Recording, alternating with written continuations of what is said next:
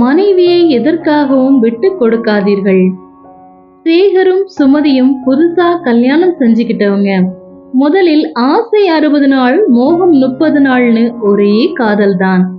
Honeymoon வாழ்க்கை தான் வாழ்ந்தாங்க. ஊர் கண்ணு பட்டுடுமோன்ற அளவுக்கு சந்தோஷமா இருந்தாங்க. ஊர் கண்ணு பட்டுடுச்சோ இல்லையோ, ஒருத்தியோட கண்ணு பட்டுடுச்சு. அது வெளியாள் கூட இல்ல, சேகரோட சொந்த அக்கா சரஸ்வதி. அவளின் ஒரு மகள் திருமண வயதில் இருந்தாள். அவளைத்தான் தன் தம்பி சேகருக்கு கட்டி வைக்கணும்னு ஆசை. ஆனா சேகர் அதுக்கு ஒத்துக்கல. அது சின்ன பிள்ளையில இருந்து நான் தூக்கி வளர்த்த புள்ள, அத போய் எப்படி கல்யாணம் செஞ்சுக்க முடியும்? அந்த புள்ளைய பார்த்தாலே எனக்கு அக்கா குழந்தை என் குழந்தை மாதிரி தான் தெரியுது.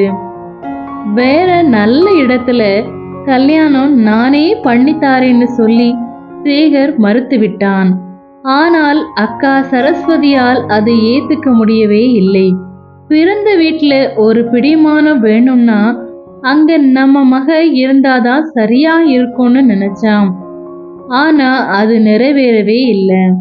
தம்பி சேகருக்கு வேறு ஒரு பெண்ணுடன் திருமணம் முடிந்தது. அதனால அவளுக்கு அவனோட மனைவியா வந்த அந்த புள்ளைய பிடிக்கவே இல்லை. அப்பப்ப வீட்டுக்கு வந்து ஏதாவது குட்டி கலாட்டா பண்ணிக்கிட்டே இருந்தான். இவனுக்கு அக்காவின் மகளை தான் கல்யாணம் பண்ண விருப்பமில்லையே தவிர அக்கா மேல ரொம்ப பாசம் வச்சிருந்தான். அவங்க தான் இவனை எடுத்து வளர்த்தது. அதனால பாசமும் நம்பிக்கையும் இதத்தான் அக்காக்காரி பயன்படுத்திக்கிட்டான். வீட்டுக்கு வாரப்ப எல்லாம் தம்பி கிட்ட புகார் பண்ணுவான். உன் பொண்டாட்டி என்னையெல்லாம் மதிக்கிறதே இல்லை, கவனிக்கிறதும் இல்லைன்னு. அதனால 2 பேருக்குமே நடுவுல பூசலும் சண்டையும் வர ஆரம்பிச்சது. இத தூபம் போட்டு வளர்த்துக்கிட்டே இருக்கிறது தான் அக்கா சரஸ்வதிக்கு வேலையா போச்சு. அதனால சண்டை ரொம்பவே அதிகமாச்சு. இதுக்கு நடுவுல சேகர் புதுசா ஒரு வீடு வாங்கினான். அதுக்கு கிரக பிரவேசம் வச்சான். எல்லாத்தையும் முறைப்படி அழைச்சான். அதுலயும் ஒரு வில்லங்கத்தை அவ அக்கா உருவாக்குனான். அக்காவுக்கு பத்திரிக்கை வைக்க சேகர் அவனோட பொண்டாட்டிய கூப்பிட்டான். அவ அதுக்கு உங்க அக்கா சும்மாவே சண்டைய கிளப்புவாங்க, நான் வந்தா பிரச்சனையாகும், நீங்களே போய் பத்திரிக்கை வச்சுட்டு வாங்கன்னு சொன்னான். இவன் பத்திரிக்கையோட போனான். அக்காக்காரி நல்ல வாய்ப்பா போச்சு. உன் பொண்டாட்டி மகாராணி வரலையான்னு கேட்டா. அதுக்கு அவன் அவளுக்கு வயிற்று வலி, அதனாலதான் வரலன்னு சொன்னான். அவ புடிச்சுக்கிட்டான். எங்க வீட்டுக்கு வராததுன்னா வயிற்று வலிக்குமே உன் ராணிக்கு, எங்களை மதிக்கிறதே இல்லைன்னு ஒரு பிட்ட போட்டான். இவன் சமாதானப்படுத்தி பத்திரிக்கையை கொடுத்துட்டு வந்துட்டான். விசேஷத்திற்கு முதல் நாளே அக்காக்காரி குடும்பத்தோட வந்துட்டான். இவன் எல்லாருக்குமே பட்டு சேலை எடுத்திருந்தான். அக்காக்காரி எல்லா சேலையும் பார்த்துட்டு அவனோட பொண்டாட்டி சுமதிக்கு எடுத்த சேலை தான் வேணும்னு அடம் பிடிச்சான். சுமதிக்கு அழுகையே வந்துருச்சு. அது ஆசையா தேடி பிடிச்சி அவ வாங்கின சேலை. சேகர் பொண்டாட்டி கிட்ட சமாதானம் பண்ணி அந்த புடவைய அக்கா கிட்ட கொடுத்துரு, உனக்கு இதை விட காஸ்ட்லியா நல்ல பட்டு புடவை வாங்கித்தாரேன், இப்போதைக்கு அக்காவுக்கு வாங்கினத நீ எடுத்துக்கோ, அந்த புடவைய அக்கா கிட்ட கொடுத்துருன்னு சொன்னான். அவ ஒண்ணுமே பேசல. அந்த புடவைய எடுத்துட்டு வந்து டேபிள் மேல தூக்கி போட்டான். எடுத்துக்கோங்கன்னு சொல்லு. அக்காக்காரி இத புடிச்சுக்கிட்டான்.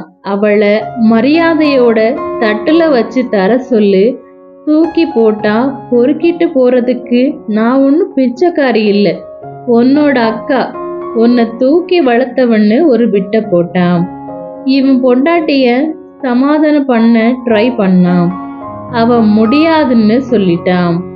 நீங்க வேணும்னா உங்க அக்காவுக்கு மரியாதையோட கொடுத்துக்கோங்கன்னு சொல்லிட்டான்.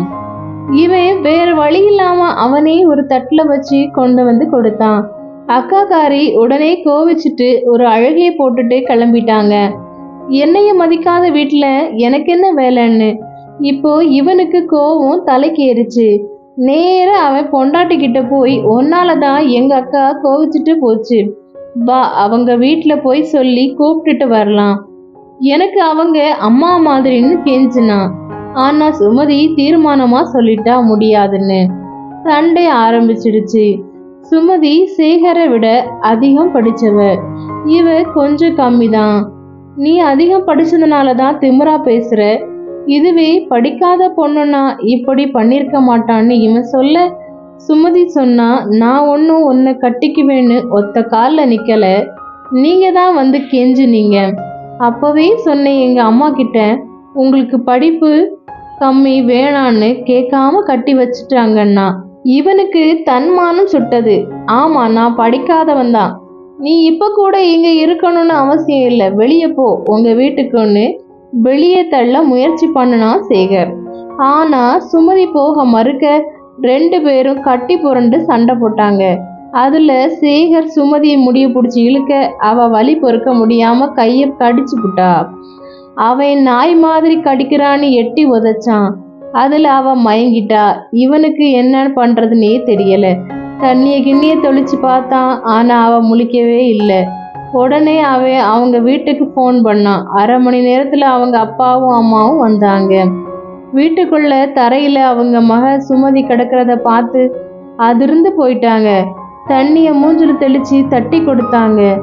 மெல்ல கண்ணை திறந்தா. அப்ப அவ சொன்னா, இவன் கூட நான் வாழ மாட்டேன், காட்டான், இவன் நடுராத்திரியில வீட்டை விட்டு வெளியே அனுப்புறான்னு அழுதான். அவங்களுக்கு அவனோட அக்கா விஷயத்த ஏற்கனவே சொல்லியிருக்கா சுமதி. அதனால புரிஞ்சுக்கிட்டாங்க. மகளை திட்டினாங்க, நீ என்ன பண்ணன்னு. அப்ப அவன் அவ கடிச்ச இடத்த காமிச்சான். பல்லு பதிஞ்சு இருந்துச்சு. இப்படி நாய் மாதிரி கடிச்சா எப்படி வீட்டுக்குள்ள வச்சிருக்குதுன்னு சொன்னான். இதுக்கு நடுவுல அவனோட அக்காக்காரி விஷயம் தெரிஞ்சு வந்துட்டா. அவ வாரதுக்கும் இவன் கடிப்பட்ட இடத்த காமிக்கிறதுக்கும் சரியா இருந்துச்சு. அதை பார்த்துட்டு ஓன்னு அழுதான். என் தம்பிய நாய் மாதிரி கடிக்கிறாளேன்னு. அந்த சுமதி பொண்ணோட அம்மா அப்பாவுக்கு என்ன பண்றதுன்னே தெரியல. அதுக்குள்ள அவங்க வீட்டுக்கு எதிர்த்த வீட்டுல இருக்கிறவரு சத்தம் கேட்டு வந்துட்டாரு. அவருக்கு இந்த கூத்தெல்லாம் தெரியும் கொஞ்சம். அப்போ அக்காக்காரிக்கு வீட்டுல இருந்து அவ பிள்ளைங்க ஃபோன் பண்ணிச்சு. எங்கம்மா போயிட்ட ராத்திரியில, எங்களுக்கு பயமா இருக்கு, உடனே வாமான்னு சொல்லிச்சுங்க. இவ உடனே சரி நான் வாரேன்னு சொல்லி உடனே கிளம்பிட்டான். அப்ப அவர் சொன்னாரு, தம்பி உங்க அக்கா தன்னோட குழந்தைங்க கூப்பிட்ட உடனே உன்னை அம்போன்னு விட்டுட்டு கிளம்புறதா பாத்தியா? ஏன்னா அது அவளோட குழந்தை பாசம். நீ உனக்காக அம்மா அப்பா சொந்த பந்தம் எல்லாத்தையும் விட்டுட்டு வந்த உன் பொஞ்சாதியை விட்டு கொடுக்கலாமா? உங்க அக்கா வேணும்னே சண்டைக்கு வருது, அதை நீ புரிஞ்சுக்கணும். கணவன் மனைவியையும் மனைவி கணவனையும் யாருக்காகவும் விட்டு கொடுக்க கூடாது. நீங்க அடிச்சுக்கங்க, சண்டை போட்டுக்கங்க, சந்தோஷமா இருங்க, அது உங்களுக்குள்ளேயே இருக்கணும். அடுத்தவங்க கிட்ட மனைவியை விட்டு கொடுக்க கூடாது. அப்பதான் குடும்பம் சிறப்பா நடக்கும். அதை புரிஞ்சுக்கோங்க ரெண்டு பேரும். அதே மாதிரி கணவன் வீட்டு ஆளுங்க கொஞ்சம் முன்ன பின்ன இருந்தா சமாளிக்கிறதுல தான் ஒரு பொண்ணோட சாமர்த்தியம் இருக்கு. புருஷன் இக்கட்டான நேரங்கள்ல இருக்கும்போது கொஞ்சம் வலிஞ்சு சமாளிக்கணும்னு சொன்னாரு. அப்ப அவனுக்கு புரிய ஆரம்பிச்சது, தான் பேசினது நடுராத்திரியில வெளியே தள்ள முயற்சித்தது தப்புன்னு. அதே மாதிரி தான் பேசல உள்ள தப்பையும் சுமதிக்கு புரிஞ்சது. ரெண்டு பேரும் தலை குனிஞ்சாங்க. சரி நாம கிளம்புவோம், இனிமே அவங்க பிரச்சனையை தீர்த்துப்பாங்கன்னு சொல்லிட்டு கிளம்புனாரு.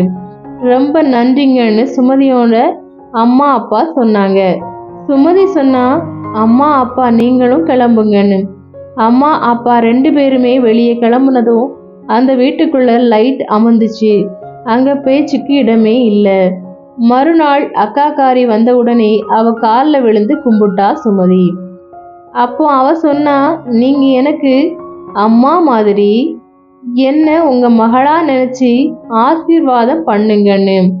வீட்டில் ஓரத்தில் நின்றவரு தன் மனைவி செயலை பார்த்த கணவன், ஆஹா, வளைஞ்சு கொடுப்பது எப்படின்னு தான் பொண்டாட்டிய பார்த்து தான் கத்துக்கணும், படிச்சவதான்னு மனசுக்குள்ள மெச்சி கொண்டான். அக்காக்காரி கண்ணுல தண்ணி வந்துடுச்சு. ஏன்னா அவளுக்கும் ஒரு மகா இருக்கால்ல. இந்த கதை உங்களுக்கு பிடிச்சிருந்துச்சுன்னா லைக் பண்ணுங்க. மேலும் இது போன்ற பல கதைகளை தெரிந்துக்கொள்ள மறக்காம நம்மளோட சேனலை சப்ஸ்கிரைப் பண்ணிக்கோங்க. நன்றி, வணக்கம்.